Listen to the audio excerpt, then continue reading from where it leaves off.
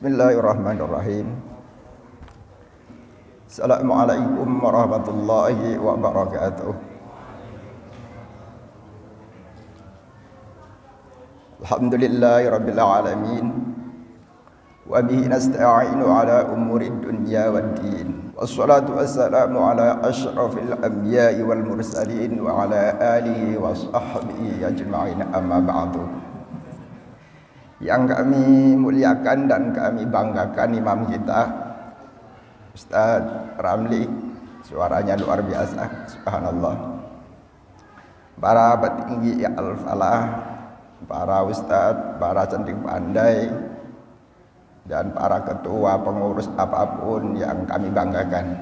Para jamaah, bapak ibu sekalian yang berbahagia,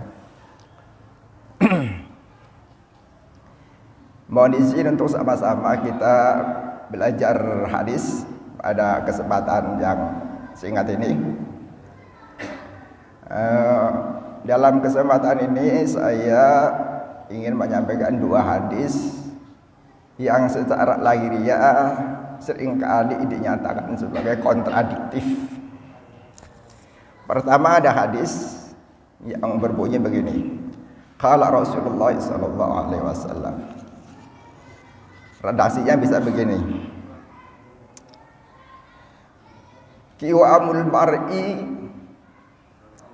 akluhu waladin aliman la aklalah. Atau seringkali orang langsung menyingkatnya dengan redaksi singkatnya la dina liman la aklalah. Atau dalam riwayat lain dikatakan ad-dinu huwa aklun wala dina liman la aklalah. Apapun redaksinya, poinnya sama. Jadi kalau qiwamul mar'i aklu, bahwa penyangga, penopang, penentu dari sebuah agama adalah karena akal. Penentu, penopang, penegak dari seseorang itu karena akalnya. Maka tidak dianggap beragama seseorang yang tidak berakal atau tidak memfungsikan akal. Yang hadis yang kedua adalah hadis rawahu Muslim dari Mubarak radhiyallahu an qala ad-dinul isnad, bahwa agama itu adalah sanad, isnad. Laulal isnad, seandainya tidak ada sanad, seandainya tidak ada isnad, laqala man syaa ma syaa, maka tentulah seseorang siapa saja yang berkehendak untuk bicara bisa bicara apa saja sekehendak hatinya. Rawahu Muslim. Para jamaah yang kami banggakan, mudah-mudahan waktu singkat ini bisa sedikit kami sampaikan poin-poin pentingnya. Yang pertama, hadis yang berbunyi ladina liman la aklala, itu banyak mengatakan hadis ini sifatnya dhaif. Bahkan ada yang bilang maudhu', bahkan sampai tega yang mengatakan batil. Tapi apapun penilaian dari tahqiq hadis ini perlu kita ambil pelajarannya. Karena dalam praktek itu seringkali kita perlu menggunakan akal dalam membahas, dalam menjelaskan, dalam menggali pelajaran kandungannya di dalam Al-Quran itu. Terutama ketika Quran membicarakan tentang sains, tentang kejadian-kejadian alam, tentang bagaimana proses penciptaan manusia, bagaimana proses turunnya hujan. Itu banyak sekali Quran mendorong kita untuk menggunakan akalnya. Maka tidak asing buat kita kalau di dalam Al-Quran itu bertebaran kalimat-kalimat afala taqilun, afala tadzakkarun, afala yanzurun, fasiru fil ardi fayanzuru kaifa kana aibatul mukadzibin, dan banyak sekali. Poinnya adalah penggunaan akal itu perlu. Sekalipun hadisnya tadi dibilang sebuah hadis yang dhaif, bahkan ada yang mengatakan lebih dari sekedar dhaif. Tapi dalam prakteknya penggunaan akal sangat dianjurkan untuk menjelaskan agama. Kemudian hadis yang kedua terkait dengan kedisiplinan memahami agama itu tidak boleh sembarangan. Harus ada sanad yang bertasalsul, yang berantai sampai terus. Nah, ini dua hadis ini tidak perlu dipertentangkan, tinggal pada bagian mana kita perlu tetap menggunakan akal kita, dan pada bagian mana kita perlu bersandar kepada kesanatan itu sendiri. Terutama kalau dalam bagian agama terkait dengan ke-Al-Qur'anan, ilmu Al-Qur'an.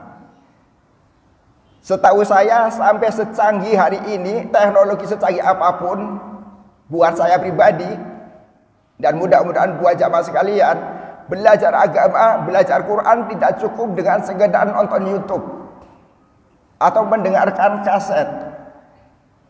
Labud alaih, wajib baginya atau musyafahah, talaki, untuk menghindari kesimpang siuran, kesalahan ucap, perubahan makna. Maka hadis bahwa seseorang yang akan mencari ilmu, terutama ilmu agama, lebih khusus lagi dalam ilmu Al-Quran, nanti ada tamaknya dalam ilmu tasawuf, termasuknya harus bersanad, gurunya jelas. Ketika seorang belajar Al-Quran harus jelas gurunya, tidak cukup dengan belajar Quran di depan komputer, harus jelas. Jadi dalam poin ini, gunanya sanad adalah untuk membuktikan tentang kesesuaian antara ilmu yang kita dapat, yang kita amalkan itu pas sesuai dengan apa yang dibawa oleh Nabi Muhammad SAW. Pada sisi yang lain, walaupun hadisnya dibilang dhaif, itu pun perlu ladina liman la aklala, tidak dianggap beragama. Lanya litakmil ya, bukan berarti hakikat orang itu tidak bisa dikatakan beragama. Tidak sempurna agama seseorang jika dia tidak menggunakan akalnya. Sebagai penutup, dua hal ini harus saya sinkronkan. Bagaimana duduk perkara antara porsi penggunaan dalil sanad riwayat dengan akal. Ternyata agama itu unik. Betapapun di dalam Al-Quran disuruh kita menggunakan akal, tapi pada momen-momen tertentu itu tidak dipakai. Salah satu riwayat yang mengatakan bahwa dulu ketika Nabi sudah hijrah ke Madinah, kemudian tiba saatnya kewajiban untuk menjalankan ibadah haji, jatuh musim haji, maka orang-orang Mekah yang ketika itu masih bermusuhan, belum terjadi Fathu Mekah, itu mengobarkan atau mengisukan berita hoax, menyampaikan berita hoax kepada masyarakat Mekah bahwa hati-hati, sebentar lagi ada gerombolan, bukan bilang rombongan, gerombolan, karena kan memang cara pandangnya negatif. Ada gerombolan dari Madinah yang datang ke sini mau beribadah haji. Perlu saudara-saudara ketahui, ada orang-orang Mekah, bahwa sekarang di Madinah itu sedang terjadi pandemi penyakit kuning. Penyakit kuning itu penyakit yang secara fisik badannya itu loyo, jadi kuning, pucat, nggak bersemangat, dan cepat jatuh lah kalau kira-kira jalan begitu. Jadi digembor-gemborkan seperti itu. Maksudnya apa? Biar rombongan dari Madinah itu tidak boleh saat ini untuk beribadah haji. Jadi dihembuskan terus begitu. Maka Nabi kemudian memotivasi sama sahabat-sahabat di Madinah bahwa tunjukkan bahwa kita itu sehat, bahwa kita itu kuat. Maka salah satu solusinya adalah dengan memperlihatkan ketika haji nanti, buka kain ihram sebelah kanan. Jadi keteknya kelihatan, pundaknya kelihatan. Kemudian putaran pertama sampai 3, sampai sekarang disunahkan untuk berlari-lari kecil, berkeliling. Singkat cerita, begitu tiba saatnya, maka Nabi mulai menjalankan tawaf beberapa sahabat, dan betul itu pakaian ihramnya dibuka pundak sebelah kanannya. Sampai sekarang kaifiah haji itu masih dipakai. Dan termasuk berkeliling lari-lari kecil tawaf 3 pertama, walaupun itu sudah masih dilaksanakan. Maka orang-orang Mekah itu nungguin sambil ngintip-ngintip. Mana jamaah dari Madinah yang katanya kena bait kuning, tungguin. Tapi pasti lihat mereka dengan gagah berani maco begitu, lari-lari berkeringat seperti Ustadz Endi lari pagi begitu kan. Nah, makanya orang-orang bilang, mana katanya sakit, orang sehat begitu dibilang sakit. Ah, kuat sekali itu. Itu konteksnya riwayat itu adalah kalau alasannya karena akal, ini akal, menggunakan akal, maka logika rasionalisasi untuk mengatakan bahwa alasan sudah tidak ada penyakit kuning sudah gak kepake, dan kekhawatiran dinilai lemah oleh orang Mekah sudah gak ada. Tapi kefiah praktek itu masih dijalankan. Jadi akal untuk sementara tidak dipakai. Sekalipun menurut akal, ya ngapain dibuka itu kanannya, sebelah kanan pundaknya, kemudian ngapain lari-lari kecil, buktinya masih dipakai, buktinya masih dibuka. Itu artinya sesuatu yang sudah menjadi kaifiah dan dasar riwayah, sekalipun akal coba mengatakan bahwa alasannya sudah hilang, tetap dipakai karena harus mendahulukan riwayah.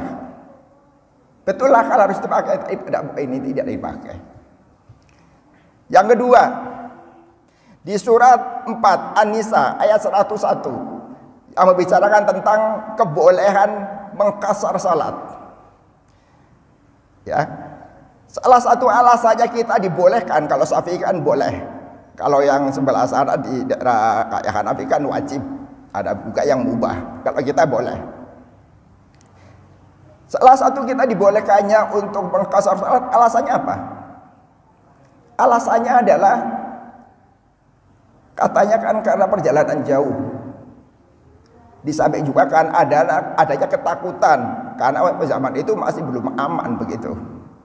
Jadi seseorang menjalani atau dibolehkan mengkasar salatnya dalam asli mengurangi 4 rakaat jadi 2, atau rukunnya bisa dipersempit, bisa disederhanakan begitu. Ya seperti yang mestinya tumaninah lama cukup sedikit gitu. Maka ketika Nabi Muhammad itu Fathul Mekah, kemudian sampai di Mekah, di daerah Masjidil Haram itu, Nabi Muhammad langsung qasar. Maka Umar menegur Nabi Muhammad atau menyapa Nabi Muhammad, "Ya Rasul, ya Tuan, kenapa sekarang masih qasar? Bukannya sekarang sudah aman? Sekarang kan kita udah menang Fathul Mekah, kok masih qasar saja? Bukannya qasar itu karena menempuh perjalanan jauh atau dalam keadaan terdesak atau takut?" Kata Nabi, "Ya Umar, ini adalah sedekah, hadiah, bonus dari Allah. Dah ambil aja." Begitu. Sekarang kalau kita kembali kita, kira-kira kalau kita mengadakan perjalanan dari Jakarta ke Surabaya, itu kira-kira kalau kita mengambil porsi, mengambil untuk mengkasar soal, kira-kira alasannya apa? Dibilang susah, masyakoh juga nggak masyakoh. Sekarang udah enak, apalagi sampai kapal terbang, apalagi seorang yang punya kedudukan tinggi, itu semuanya serba beres tuh, udah disiapin sama asistennya, supirnya, udah tinggal naik, tinggal tahu-tahu jalan sampai. Itu kan hanya sekedar sebenarnya dia ngambil sedekah saja. Alasan masyakoh tidak ada. Alasan jauh itu bisa debatable. Sekarang jarak jauh jadi singkat, itu debatable. Sekarang jarak itu nggak ada jarak itu. Jadi kembali ke akal dan dalil. Jadi kalau pakai akal, salat qasar udah nggak perlu itu, karena alasannya udah terbantahkan. Masyakoh, jauh, kondisi perang atau takut, itu relatif. Nah, makanya itu tetap kita boleh untuk mengambil qasaran. Alasannya adalah karena dalilnya mengatakan, hadisnya mengatakan itu sedekah dari Allah, ambil saja. Jadi lebih baik kita mengambil salat qasar itu. Demikian dua hadis yang coba kita gabungkan. Jadi dalam pelaksanaannya dua itu perlu kita dudukan pada masalahnya, tetap kita harus menggunakan akal, tapi tidak semua agama itu akal bisa ambil peran. Kalau sudah ada dalil, kalau sudah ada riwayat, maka akal diam. Yang berfungsi adalah riwayat. Gitu. Demikian yang dapat kami sampaikan. Terima kasih atas perhatiannya dan mohon maaf atas segala kekurangannya. Wabillahi taufiq wal hidayah. Assalamualaikum warahmatullahi wabarakatuh.